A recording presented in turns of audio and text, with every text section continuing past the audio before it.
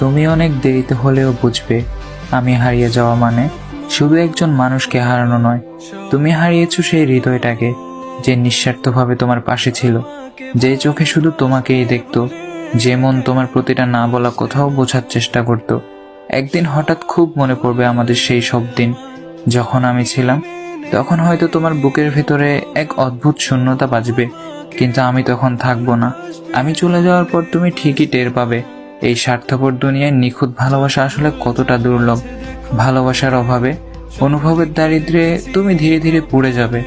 আমি যখন তোমার চারপাশে ছিলাম তুমি বুঝে ওঠোনি আমার গুরুত্ব, অথচ আমি হারিয়ে গেলে হয়তো একদিন বাতাসের হঠাৎ নিঃশ্বাসে, মেঘের বিষণ্ণতায়, নদীর একাকিত্বে বা পাহাড়ের নিস্তব্ধতায় তুমি আমাকে ঠিকই খুঁজে পাবে, কিন্তু সে পাওয়াটা হবে শুধু অনুভবে, বাস্তবে নয়। তখন হয়তো মনে হবে, ইস, যদি আর একবার সময়কে পেছনে নেওয়া যেত। কিন্তু সময় তো আর কারোর জন্য থেমে থাকে না। মানুষ যখন চুপচাপ সরে যায় তখন সে আর আগের মতো ফেরে না। তুমি বুঝবে ঠিকই, খুঁজবেও ঠিকই, কিন্তু আমি আর ফিরবো না। তুমি ছাড়া শূন্য